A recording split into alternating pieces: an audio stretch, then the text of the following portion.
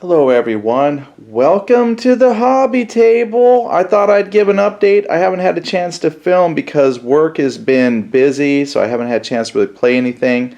This is all set up from about a week ago, plus some new things. So I thought I would just kind of walk around the table and give you an idea what I've been up to.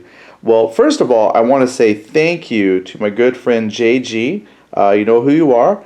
He sent Dead Zone. It was great. He had picked up some stuff and was like, hey, if my son and I was interested in playing, he'd send me some. And I'm like, yeah, I don't turn down free stuff. So he sent the rules. He sent some of the terrain and cubes. My son's playing around with it. It's got some of these undead dudes. Some of them came painted. And my son was like, oh, they're going to get the Nurgle treatment because he likes to play that from like Warhammer. But it's got the rule book. And then a whole bunch of minis in here I got to assemble with some undead. And I gotta figure. I think these are the dwarves. So I think I got some of the dwarves, that's fun. And then there's just so much stuff in here I gotta figure out. So that's for Dead Zone, and that's awesome because I don't know much about Dead Zone. I was watching some videos and it actually looks pretty cool. So just a few things I was able to pick up about it is it's an alternating I go, you go kind of game. And of course it's going to have your tokens to track damage and some different things.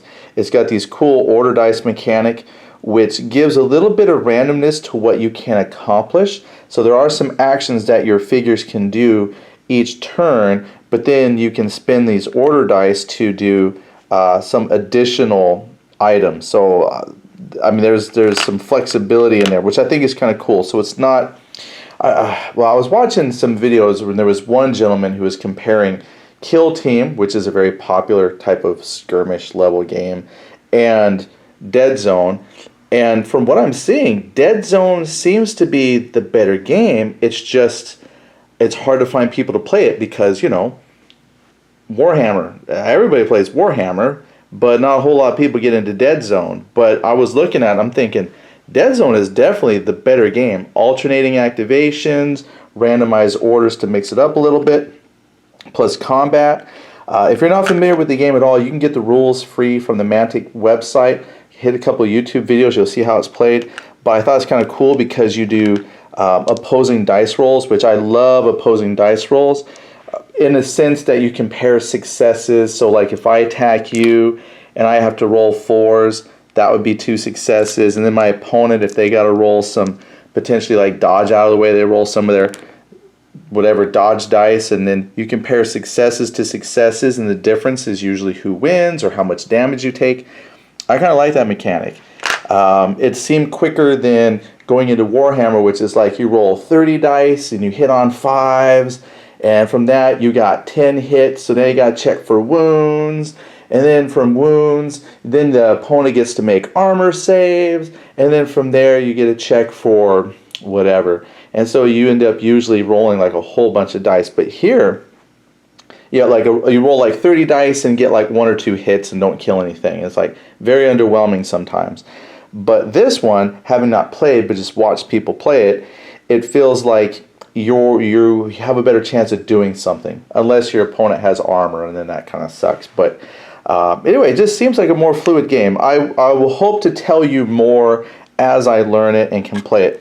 But it came with a lot of these really cool terrain pieces that are cubes, and that's the other thing. System works on cubes that I've learned, and the movement is easy. So if your figure has movement, like one movement, you move from one square to another, and that's the thing the game plays on. I think these are 8 by 8 grid playing area. So my buddy also sent me a really nice neoprene mat. Like, this is great. But you move from one square to anywhere in another square, then you can check for line of sight and firing.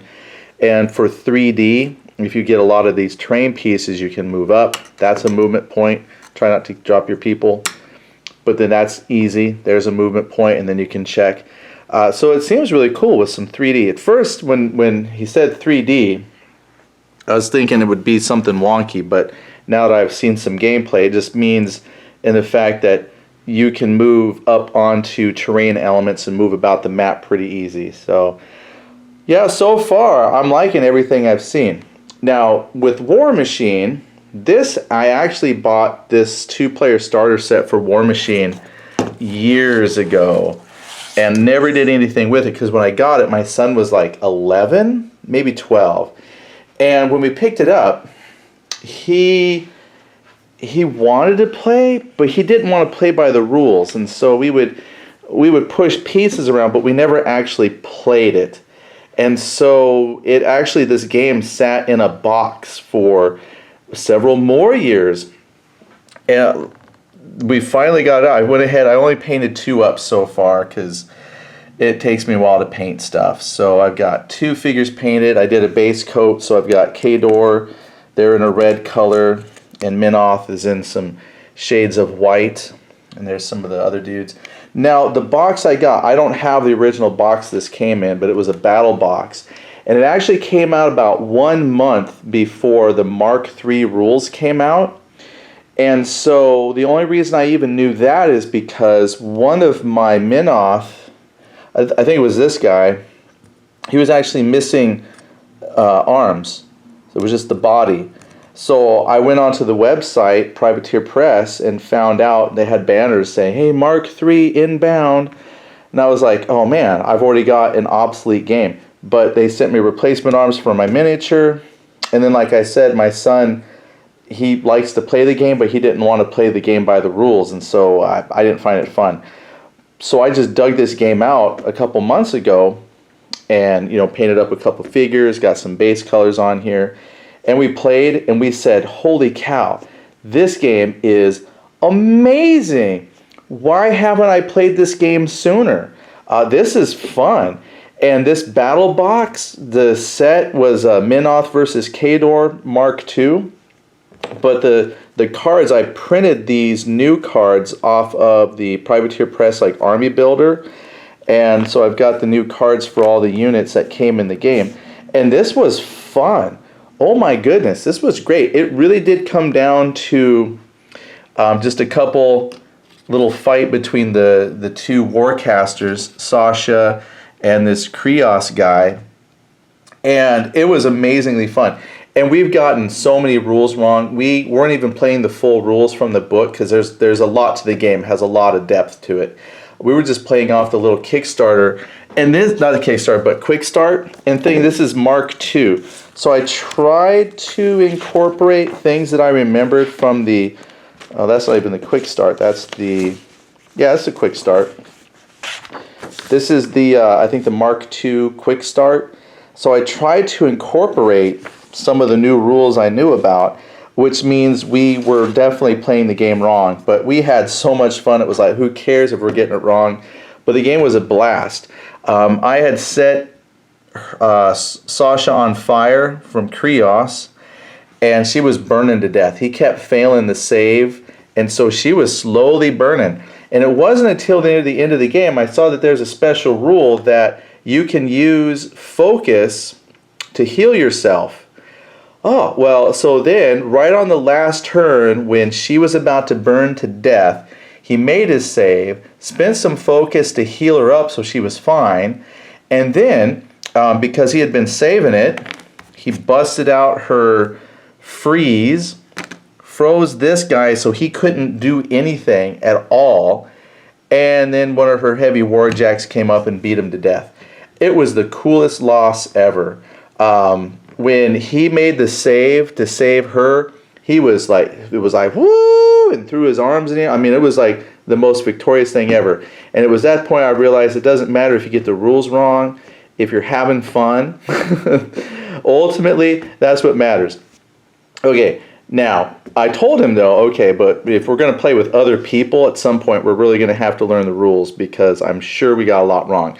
But man, that was such a fun game, just blasting away at these little guys and running up with these sword dudes trying to charge into his shield. I mean, it was so good. I wish I could tell you how fun it was. I even bought these little tokens to track the focus and spells, and it felt like we were professional players. So amazingly fun. So that's the 2 big things I've got on the table. So here are some failed experiments. we picked up, you can barely see it back there in the corner, but we got a 3D printer, and some of it prints out pretty good. We got the Elegoo Mars, and we're doing resin, and they look great. They don't have print lines or anything, but sometimes I get stuff that doesn't stick to the plate, so I'm still trying to figure out how to make this thing print consistently well. Just haven't quite mastered that yet. But if I can get it mastered, then that would be great, because it does some amazingly clean prints. These are a couple, like these doors came out pretty good. These tiles came out. So it's not good at printing much else right now, but floor tiles, it does great.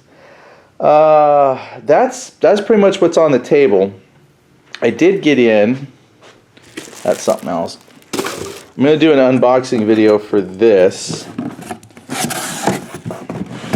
Speaking of what's coming to the table, Operation Caldstrom. I had ordered that not too long ago, and it's just now getting in. So now, in addition to learning Dead Zone, I got to do some Infinity work. So the hobby table is full. But I would tell you though, I am so loving these smaller footprint games. I am really enjoying where I can maybe have 10 or so figures, and that's a workable game.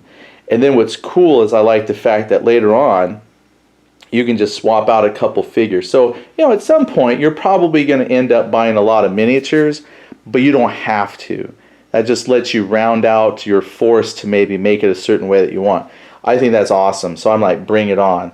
So very excited to do some gaming over the Memorial Day weekend. So I'm turning that into a 4-day weekend. So I'm going to try and get some gaming in.